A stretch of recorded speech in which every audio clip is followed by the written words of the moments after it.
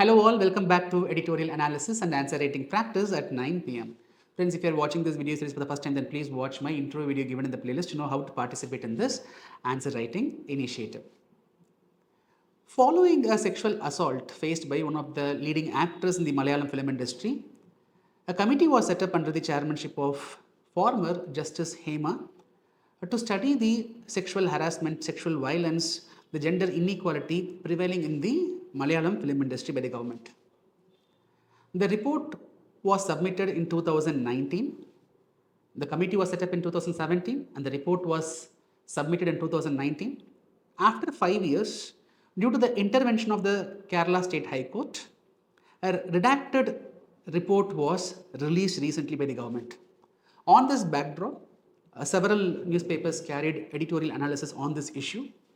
So we will also discuss about this issue purely from our UPSC exam point of view. The report has highlighted widespread prevalence of sexual violence, sexual harassment prevailing in the Malayalam film industry. It also highlighted that there are lack of gender sensitive measures in the industry. For example, lack of proper toilet facilities for women, lack of safe changing rooms, lack of safe accommodation, lack of safe transportation. All these were highlighted by the Hema Committee in its report. Right? So let us not discuss purely from one industry perspective, because sexual harassment at workplace is a global phenomena. It is in Malayalam film industry because of the report it is being surfaced, but it is happening throughout the country, throughout the world. According to International Labour Organization report, 1 in 15 women is facing sexual harassment at workplace. So from our exam point of view, we will approach this topic from sexual harassment at workplace perspective.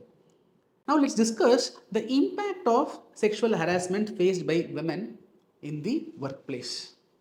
See, what is the first thing happens? When a woman is facing a sexual harassment or a sexual assault, she is physically affected. And more importantly, she is mentally affected. The mental trauma which she will be experiencing, that is going to continue with her for a very long time.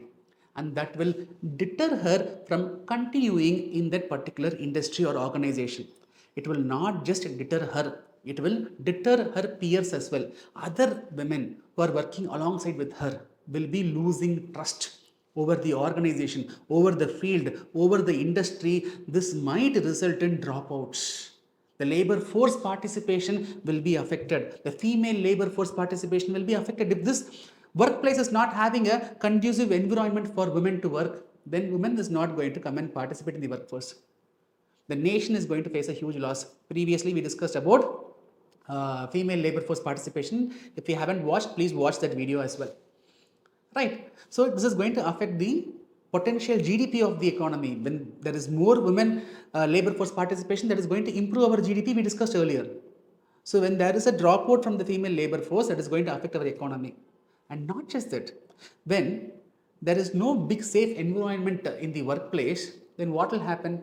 Then the patriarchal society will think that, okay, there is no safety measures in the workplace. So what is the need for sending women for jobs? Then when women are not going for jobs, then what is the need for giving them education? Why we have to enroll them in schools? Why we have to enroll them in the higher education institutions? So this will result in deprivation of education for women. And the age old, see, there are a lot of social evils which was practiced for a long time in this patriarchal society, like child marriages. All those social evils can start resurfacing one after another. So the impact of sexual harassment is going to be highly disastrous. Not just the woman who is facing the harassment will be affected, the entire society will be facing disastrous consequences. Now in this backdrop, you might think, sir, is there any measures to prevent sexual harassment in workplace? Yes, Government of India, Supreme Court of India have taken efforts, have framed tools and regulations, laws to prevent this sexual harassment from workplace. For example, in 1997, in Vishaka versus State of Rajasthan, Supreme Court came with a direction on prevention of sexual harassment at workplace, and that direction paved way for coming up with a Prevention of Sexual Harassment at Workplace Act in 2013.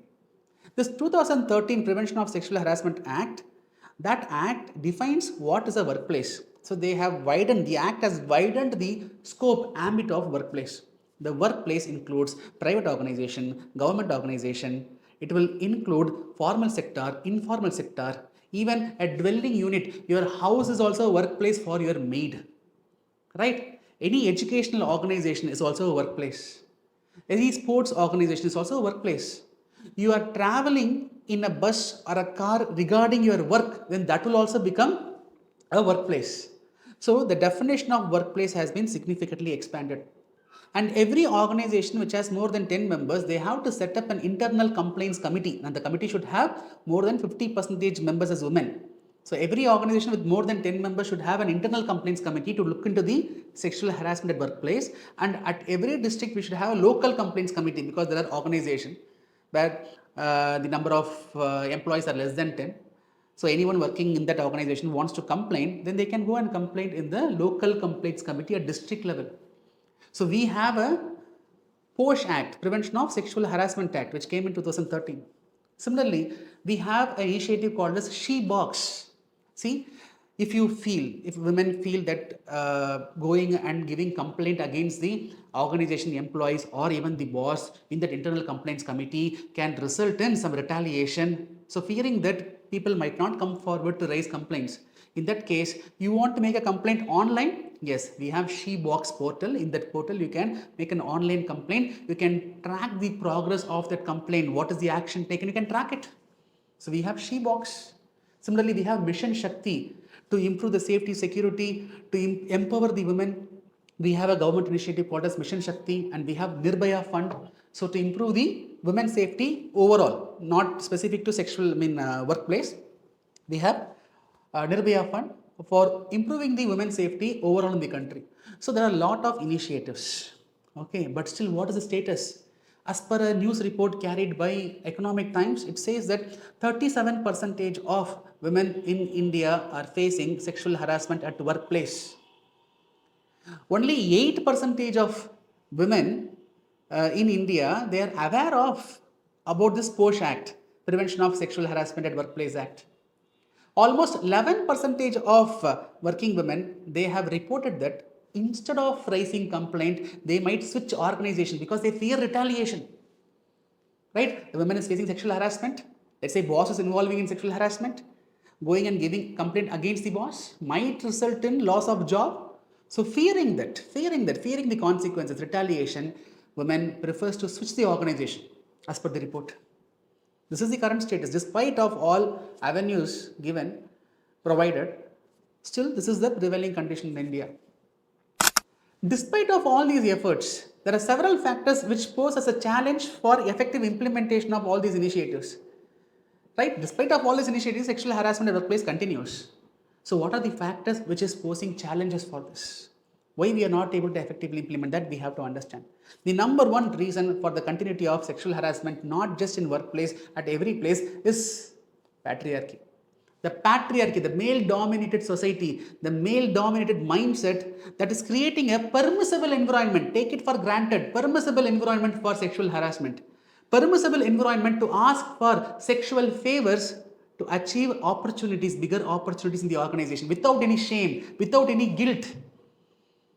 Right? People are able to openly ask for sexual favors in return of opportunities because of what is creating that permissible environment, the patriarchal mindset.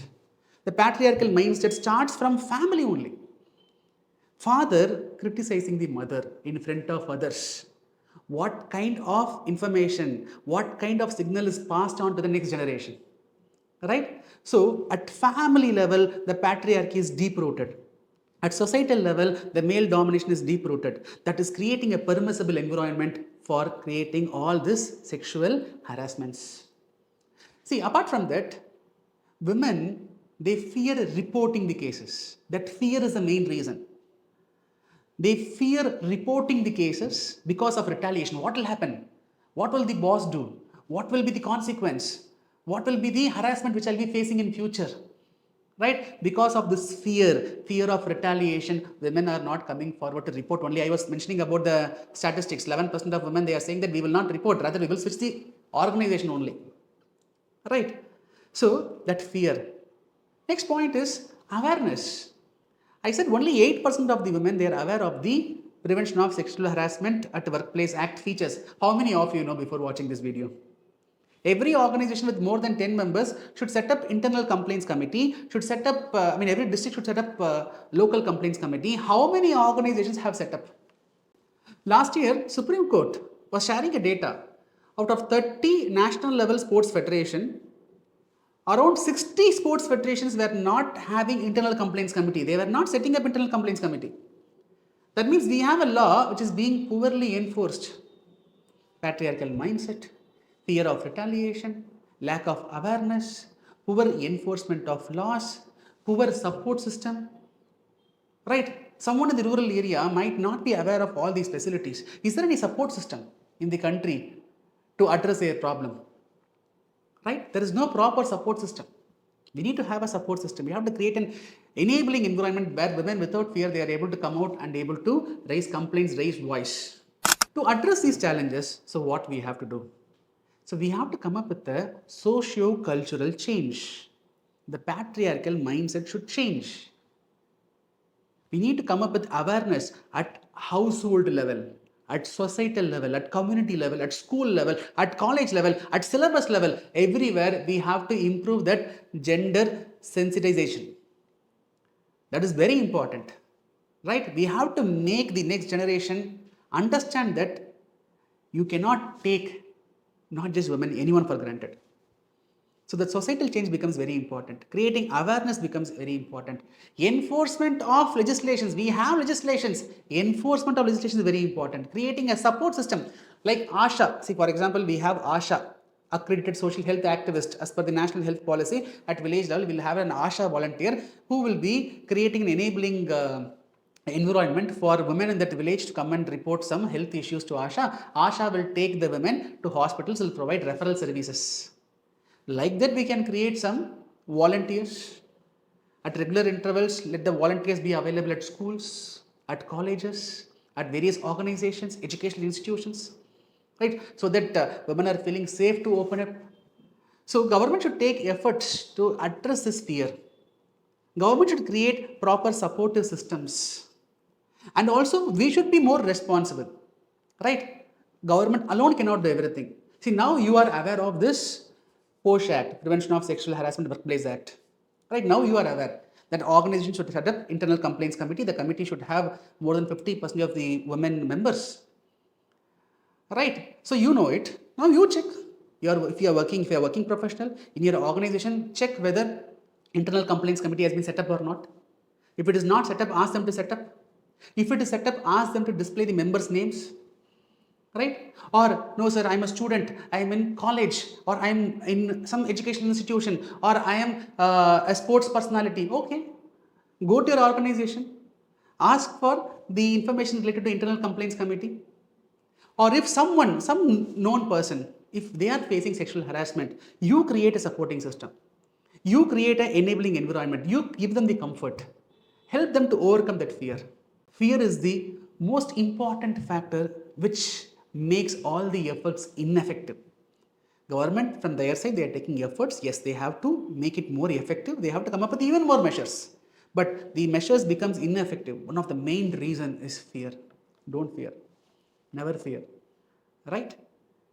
All these harassments at any place, workplace or any place, that is going to affect the women empowerment. That is going to affect their labor force participation, that is going to affect their financial autonomy, that is going to affect their education. To empower women, we need not give anything extra. Let us ensure that we are not depriving them from any of their natural rights. Like how every others are enjoying, women should enjoy all the natural rights. Let us not deprive them of their rights. We are a civilized society. We should not behave barbaric. Right friends, I hope you got some clarity on this topic. So based on our discussion, I'll give you mains question. Measures to prevent sexual harassment at workplace remain merely a legal formality if they do not address the deeply ingrained cultural and social norms. Comment. So this will be a 10-marker question. So you have to plan your answer accordingly. You cannot write more than 150 words. So don't dump with so many points. Make it more precise. I hope this initiative is adding value to your preparation. I would love to hear your feedback in the comment section. So I will see you tomorrow with another interesting editorial topic. Till then, bye. Take care.